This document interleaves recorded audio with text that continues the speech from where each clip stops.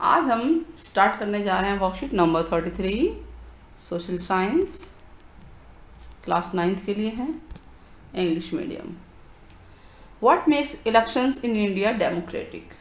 India में जो elections किन कारणों से डेमोक्रेटिक हो सकता है, यानी डेमोक्रेटिक इलेक्शन जो है इंडिया में कराने के लिए क्या क्या चीज़ें चाहिए, ठीक है, क्या होना ज़रूरी है ताकि लोग जो है तरीके से अपना जो है फ्रीली वोट करके आ सकें, कोई जो कोई प्रॉब्लम ना हो, ऐसी क्रिएट ना हो, सिक्योरिटी का सबको आभास होना चाहिए। तो ये सब चीज़ें ध्यान में रखते हुए हम ये टॉपिक पढ़ने जा रहे हैं आज के वर्कशीट में। We get to read a lot about unfair practice. कई बार हम सुनते हैं ना इलेक्शन में कि भाई गलत नाम से वोट डल गया है और बहुत सारा पार्टी, बिग पार्टी ने बहुत पैसा खिलाया, उस पार्टी ने, फलाना पार्टी ने। सुनते हैं कि नहीं सुनते हैं? ये भी सुनते हैं कि भाई जो पोलिंग डे का मिसयूज़ किया गया है, गवर्नमेंट फैसिलिटी का मिसयूज़ किया है रूलिंग पार्टी ने। तो ऐसी कई चीज़ें हम लोग सुनते हैं। These are called unfair practices. गलत तरीके की चीज़ें जो होती हैं, जो इलेक्शन के दिन में होती हैं, ठीक है, जिनको रोका जाना चाहिए, मस्ट स्टेप्स उठाने चाहिए इसके अगेंस्ट। We feel unhappy. जब ये सब हम सुनते हैं तो लगता है ना कि भाई ये सब चीज़ ठीक नहीं हो रही है, ये सब क्या हो रहा है हमारे देश में, हमारे समाज में, हमारी सोसाइटी में। But fortunately they are not such as a skill so as to defeat the very purpose of election. मतलब ये इतने ज़्यादा भी नहीं है कि पर्पज़ को, हमारे इलेक्शन को ख़राब कर दें। इन सब को रोका जा सकता है, इनके अगेंस्ट कार्रवाई हो सकती है। जो भी चीज़ें हम सुनते हैं, ये सब जो गलत गलत चीज़ें हैं, अनफेयर प्रैक्टिसेस हैं।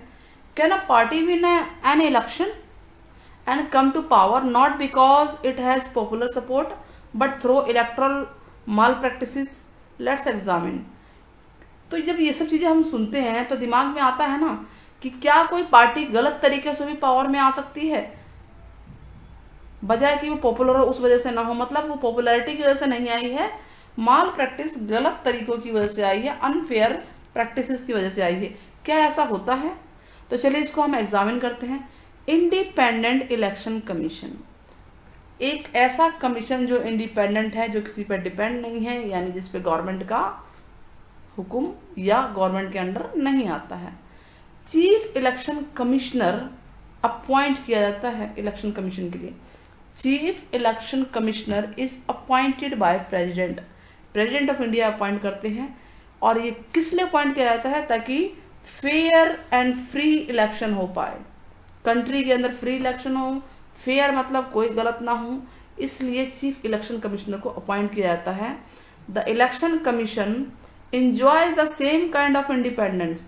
जैसे जुडिशरी होती है ना हमारे देश की, जुडिशरी क्या होते हैं, जो हमारी जो कोर्ट्स वगैरह हैं, जजेस हैं, जिस तरह से वो इंडिपेंडेंट हैं, जुडिशरी पूरी इंडिपेंडेंट है, ठीक इस प्रकार से इलेक्शन कमीशन भी इंडिपेंडेंट है। और इसमें जो हेड होता है यानी चीफ इलेक्शन कमिश्नर, वो भी, उसको पूरी आज़ादी है कि अपने फैसले ले सकता है, किसी के अंडर में नहीं।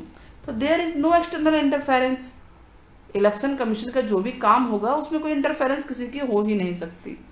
तो जो ईसी है, ईसी मतलब इलेक्शन कमिश्नर, वो क्या क्या काम कर सकता है? वो डिसीजन ले सकता है on every aspect of conduct, decision ले सकता है हर पॉइंट पे। कंट्रोल कर सकता है election from announcement to declaration तक, पूरा सिस्टम को कंट्रोल करता है कि जब इलेक्शन की अनाउंसमेंट होती है तब से लेकर जब रिजल्ट डिक्लेयर होना होता है। मतलब अनाउंसमेंट हुई, उसके बाद वोटिंग हुई, इलेक्शन हो गया, और अब रिजल्ट डिक्लेयर होना, तब से लेकर तब तक के सारा का सारा कंट्रोल किसका होता है? इलेक्शन कमीशन का, ठीक है। It implements code of conduct. Code of conduct जो नियम कानून होते हैं वो भी इम्प्लीमेंट किए जाते हैं। और अगर कोई कैंडिडेट कोई गलत काम कर रहा है, उसको नहीं मान रहा है कोड ऑफ कंडक्ट को, तो उसको कैसे पनिशमेंट दी जाए? पनिशमेंट मतलब उसका कैंडिडेचर ही रद्द हो जाएगा, ठीक है। हो सकता है कि उसने कोई ज़्यादा खतरनाक चीज़ की है तो उसके खिलाफ जुडिशरी एक्शन भी लिया जा सकता है। इट प्रिवेंट्स, ये सारे काम है, पॉइंट में इसको बनाइए, miss use of governmental power. अगर गवर्नमेंट में जो पावर हो, अपने पावर का मिस यूज करना चाहते हैं तो उसको भी इलेक्शन कमिश्नर रोकता है, क्योंकि ये तो इंडिपेंडेंट है ना, किसी के अंडर में है ही नहीं। तो यानी हम ये सोच सकते हैं कि हमारे कंट्री में इलेक्शन जो है फेयरली होते हैं। गलत तरीके अगर होते हैं तो इलेक्शन कमीशन की नज़र में आ जाएंगे, और उनकी नज़र में आएंगे तो कहीं ना कहीं एक्शन लेंगे। नाउ पीपल पार्टिसिपेशन इलेक्शन में क्यों ज़रूरी है, लोगों का पार्टिसिपेशन क्यों ज़रूरी है, बताइए क्यों लोग पार्टिसिपेट करें इलेक्शन में। Because people participation in election is usually measured by voter turnout. एक वोटर के रूप में होता है ना, वोटर है वन, एक आदमी एक वोट कहलाता है। तो जो एलिजिबल पीपल है, जो वोट देने के लिए एलिजिबल हैं 18 एंड अबव, ठीक है, जो वो एक्चुअली वोट देते हैं तो उस वोट की वैल्यू मानी जाती है।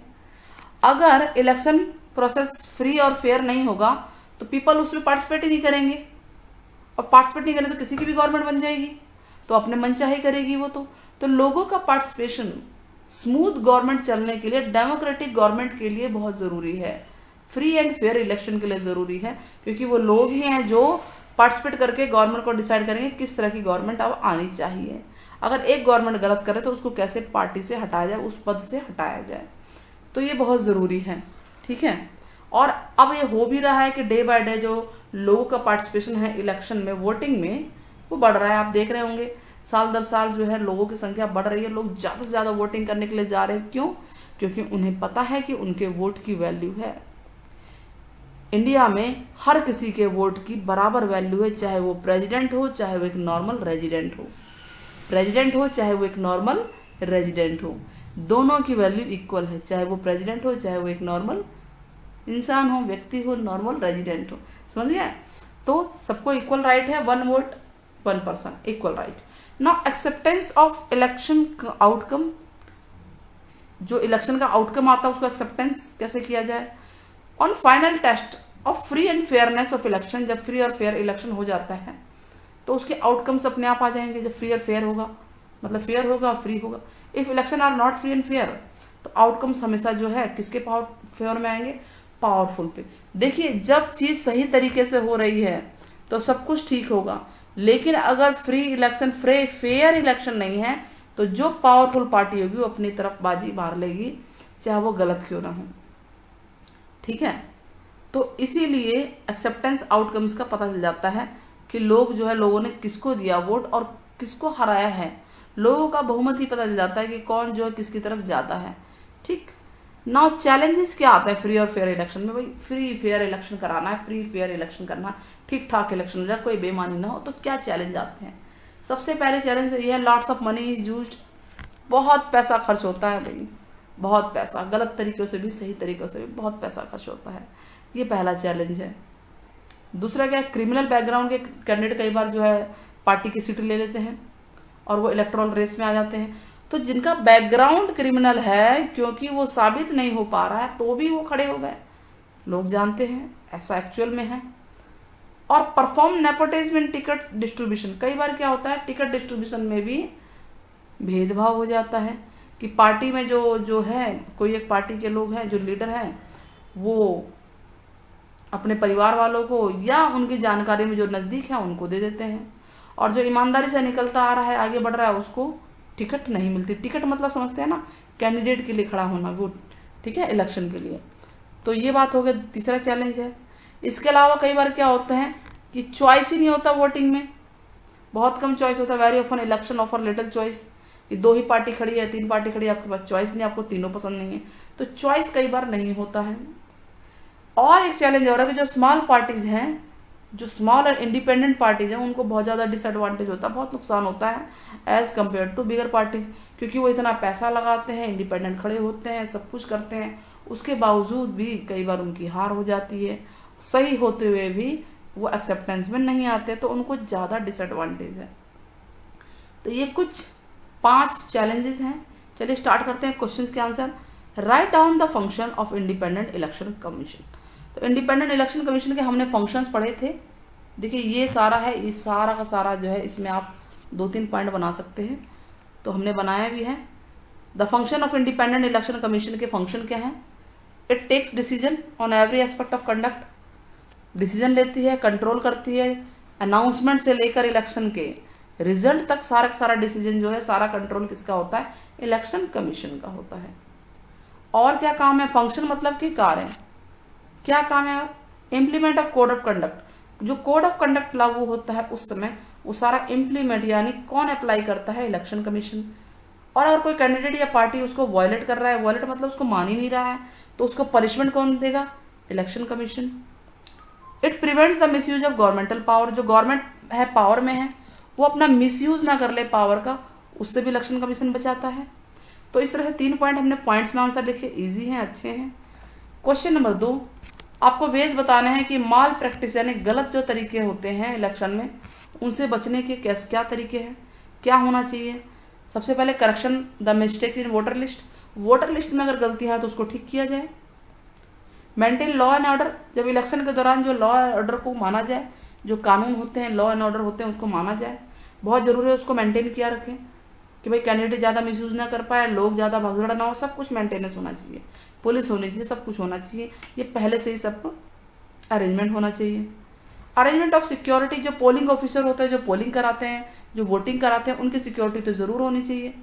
क्या पता कौन कौन से बैकग्राउंड का आके उनको धमकी दे जाए या कोई और बात हो, तो उनकी सिक्योरिटी मस्ट है, तभी तो फ्री एंड फेयर इलेक्शन होगा। Now making suitable environment, voting के लिए एनवायरनमेंट सुटेबल होना चाहिए, ठीक है, शांति का एनवायरनमेंट होना चाहिए, बहुत ज़्यादा ऐसे नहीं होना चाहिए कि भाई 2 पार्टियां लड़ाई कर रही हैं या लोगों में आपस में लड़ाई हो, तो इस तरह का कुछ नहीं होना चाहिए, बिल्कुल सूटेबल एनवायरनमेंट होना चाहिए। Why do you think people participation is necessary, लोगों का पार्टिसिपेशन जरूरी क्यों है? तो हम बताएंगे पीपल्स पार्टिसिपेशन इज नेसेसरी, बहुत ज़रूरी है इलेक्शन के लिए।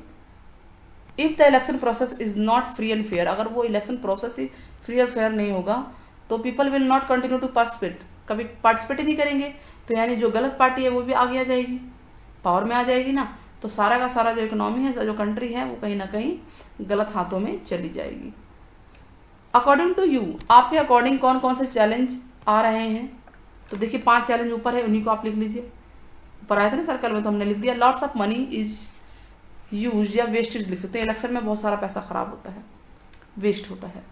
क्रिमिनल बैकग्राउंड के जो कैंडिडेट हैं वो पार्टिसिपेट कर लेते हैं कई बार, ठीक है। इलेक्ट्रॉल रेस एल है यहाँ पे। अनफेयर डिस्ट्रीब्यूशन ऑफ टिकट जो है, कैंडिडेट्स जो हैं, अनफेयर डिस्ट्रीब्यूशन मतलब कि भाई सही लोगों को कई बार नहीं दिया जाता है टिकट मतलब कि उसको सीट पे खड़ा नहीं होने दिया जाता, और अपने जो चाहते हैं उनको टिकट दे दी जाती है, यानी वो खड़े हो जाते हैं कैंडिडेट के लिए।